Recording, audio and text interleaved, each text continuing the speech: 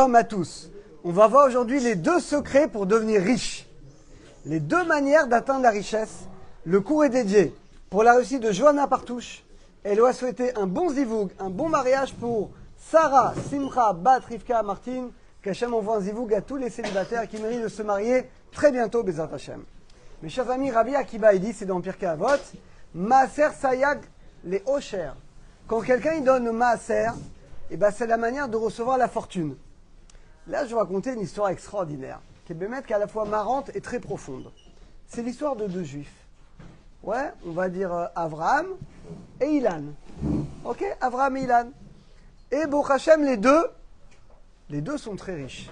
Et ils étaient ensemble à Purim. Et vous savez, quand les gens ils boivent, ils se lâchent un peu. Et en général, les gens riches, moi je suis bien passé pour le savoir, on ne veut pas, Noam aussi, il sait, on n'aime pas expliquer aux gens comment on est devenu riche. On aime bien rester discret, c'est vrai ou pas?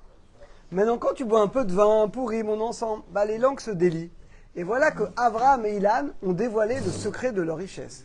Alors Avraham, qu'on appellera par hasard par un surnom Dédé, il a dit, il se lâche à Purim, et il dit, moi je vais vous raconter comment je suis devenu riche. Une fois, j'étais à la synagogue, et j'ai entendu le Rav qui a fait un cours. Il a cité la Gemara dans Baba Metzia, qui a dit, comment on devient riche? Il faut honorer vos femmes. La Gemara a dit, honorez vos femmes, achetez des cadeaux pour vos femmes et vous enrichirez. La Gemara, d'où on l'apprend? De Sarah. C'est qu'Hachem a rendu riche Avraham, Bavoura, par le mérite de Sarah. Donc Avraham, alias ce qu'on appelle Dédé, quand il a entendu le Rav dire ça Shabbat, il a dit mais il faut que je fasse ça.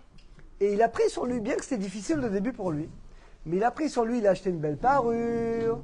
Il lui a acheté des bagues, vraiment des belles tenues. Il a vraiment gâté sa femme. Il a réjoui sa femme. Et Baruch Hashem, le ciel s'est ouvert. Et Bémet, il est devenu riche. Et donc Avraham, durant Mishtet Purim, il raconte, il dit, voilà moi, j'ai écouté ce que dit le Rav. Et Baruch Hashem, je suis effectivement devenu riche. Et je sais que c'est le mérite que j'ai fait ça. Que j'ai acheté beaucoup de cadeaux, de bijoux, de vêtements pour ma femme. Et depuis que j'ai fait ça, les portes du ciel se sont ouvertes. À côté de lui, il y avait Ilan. Et lui également, c'était Purim, il a bien bu, etc. Et il dit, moi aussi je vais te raconter la vérité. Moi aussi au début c'était un peu difficile, mais moi aussi c'est grâce à un Rav que je suis devenu riche. J'étais Shabbat, il habitait à Yeriamim, et il a entendu une fois une dracha. La dracha c'est quoi? Aser kedé shetit asher.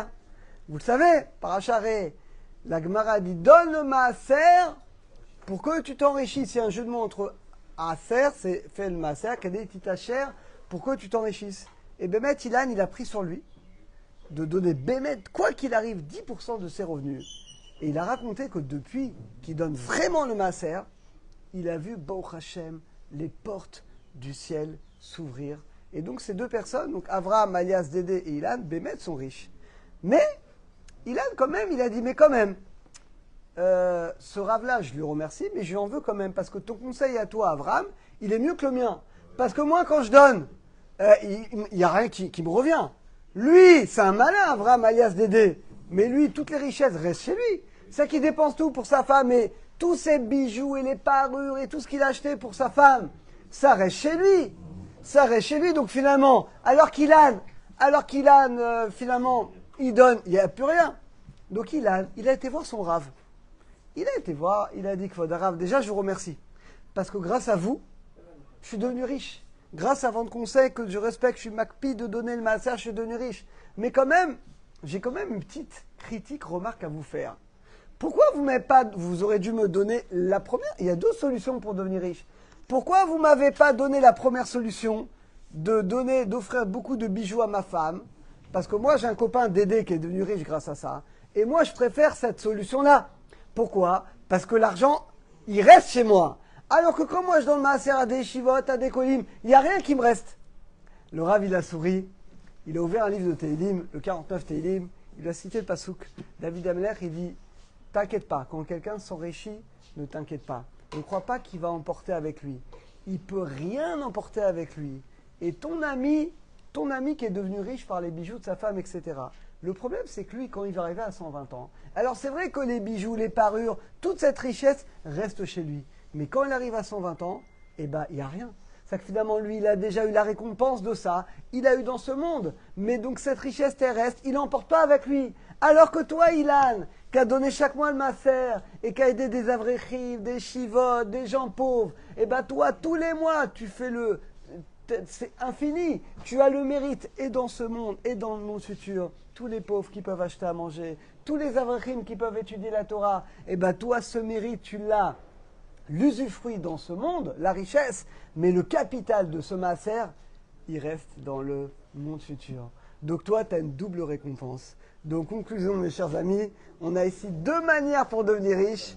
Alors c'est vrai qu'on va faire les deux, mais en réalité, les amis, évidemment qu'il faut gâter vos femmes, acheter des bijoux, etc. évidemment. Mais c'est beaucoup plus grand de donner le maaser, parce que le mérite du maaser, eh ben ça, tu as la récompense, et dans ce monde, et dans le monde futur. Alors qu'Hachem nous aide tous à devenir riches, et qu'on ait une récompense complète, et ici, et dans le monde futur.